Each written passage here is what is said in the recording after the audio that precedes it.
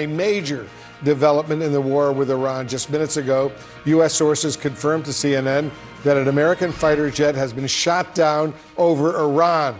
And a desperate and very dangerous search and rescue mission for the crew is now underway.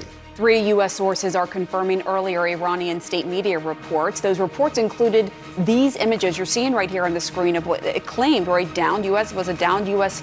Force fighter jet. CNN has reached out to U.S. Central Command for comment. I want to bring in CNN's Jim Sciutto, who is in Tel Aviv, Israel, and Elena Trine at the White House. Jim, to kick it off with you, what more are you learning? U.S. officials now confirming that a U.S. fighter jet was shot down over Iranian territory and that a search and rescue operation has been lost and, to our knowledge, remains underway. In fact, there have been images circulating online, geolocated by CNN, which are consistent with a search and rescue operation. They show both fixed-wing aircraft and helicopters, including one video that shows the refueling of 2 helicopters, and that's notable because they would be refueled to stay in the air, which would indicate that they've been in the air for some time conducting these search and rescue operations. A serious, arguably one of the most serious circumstances in wartime is to have U.S. forces behind enemy lines, shot down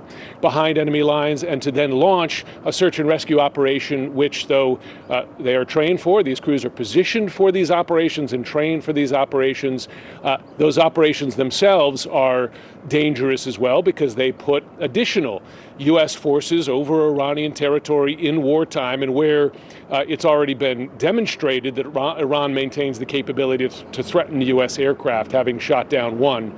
So those forces will be operating with great care, but also with immediacy to get those pilots safely and in time. We should note that Iranian state TV, as it earlier reported the shoot-down, was exhorting viewers to turn in pilots if they were to find them before U.S. forces do. So one might say was something of a race going on, right, between Iranian authorities and forces and U.S. forces to get those pilots to safety.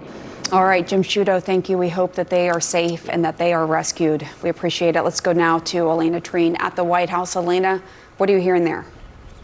Yeah, look, so this is reporting from, 3 U.S. officials, to my colleague Haley Britsky, Kevin Liptak, and I, as Jim laid out, that a U.S. fighter jet has been shot down over Iran and search and rescue is underway. I will note that at this point, there is very little information we actually know about what is happening related to this. We do not know where the plane went down. We do not know the status of the crew on board, and we are not hearing any official word from the U.S. military or the White House at this moment, though of course we do know that they are monitoring this very closely, and obviously this is a very sensitive thing, and so they're being very careful with what they're going to be putting out publicly. Now, I will say one thing we have been hearing, of course, is repeatedly I'm hearing in my conversations with people in that building behind me, you have to be careful with what you're hearing from the Iranian state media, which of course has been sharing a lot of videos and images this morning of this. But what we did hear as well from the state-run Tasman agency, they said that the search for any missing crew had, quote, so far been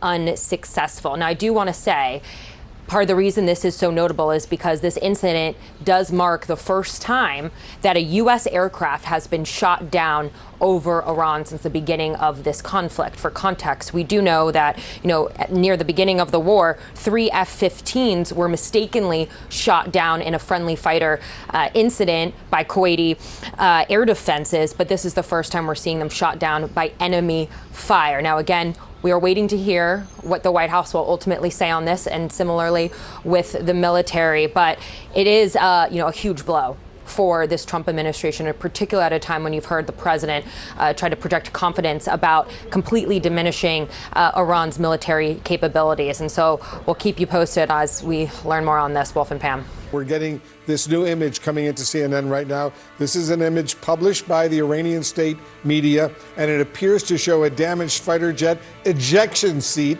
on the ground. Look at that. A CNN analysis of this image indicates this seat is consistent with a model used in a U.S. F-15E fighter jet. The seat, which separates from the aircrew during the ejection process, appears to have sustained damage with a portion of its back structure missing. And we're also learning that President Trump has been briefed on this situation. Pamela. All right, Wolf, let's bring in retired Lieutenant Colonel Amy McGrath. She's a former Marine combat fighter pilot, and we should note she's also running as a Democrat for Senate in Kentucky. Thanks for coming on. First off, what is your immediate reaction to this news that a U.S. fighter jet has been shot down in Iran? You just saw that picture there of the ejected seat. There's a search underway for the aircraft's crew. Well, my immediate response is, or thought is, really thinking of the families of this of the aircrew here.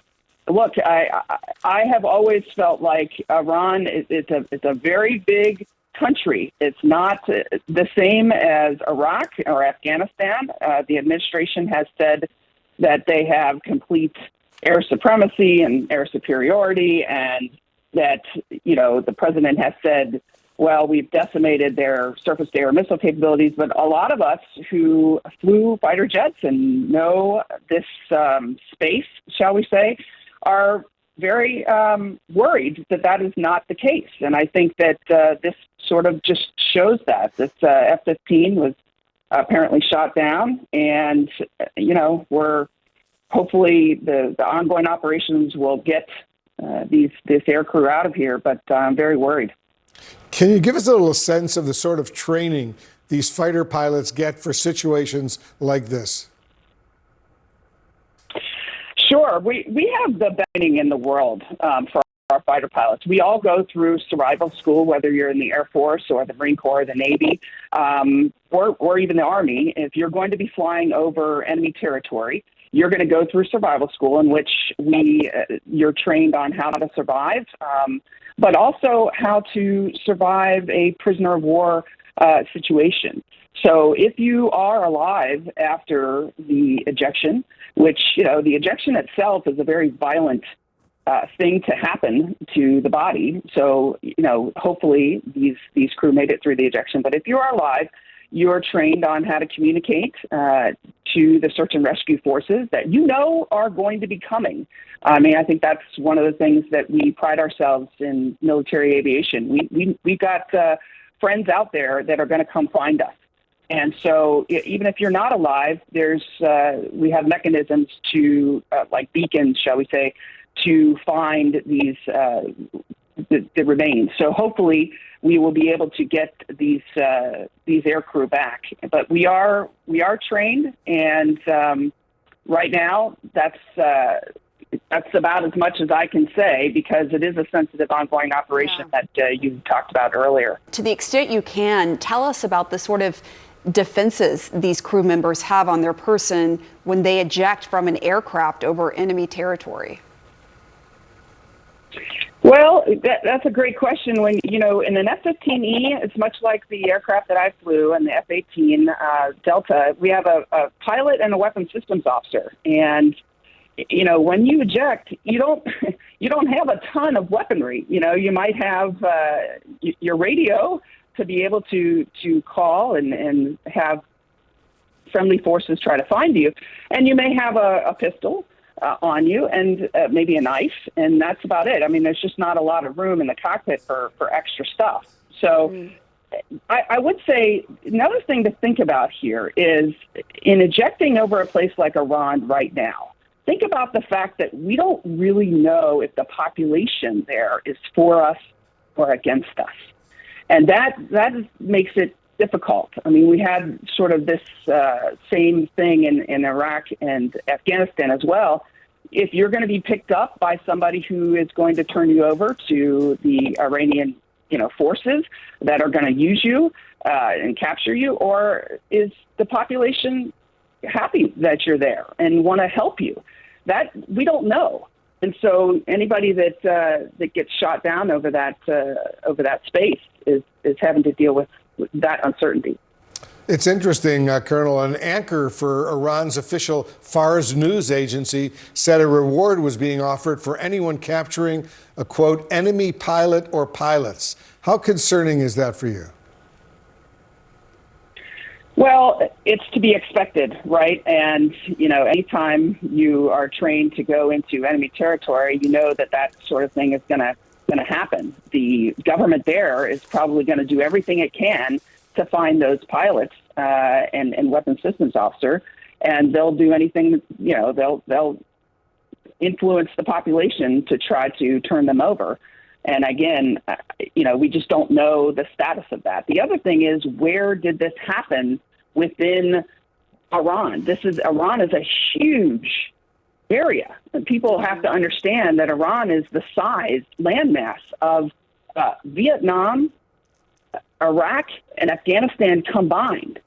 So you're talking a long way. If this happened, somewhere in the middle of Iran, then it's going to be very hard to sustain operations to try to find these aircrew. But if it happened closer to the coast, perhaps that's a better indication of our forces being able to stay on scene, shall we say, and try to get the folks back.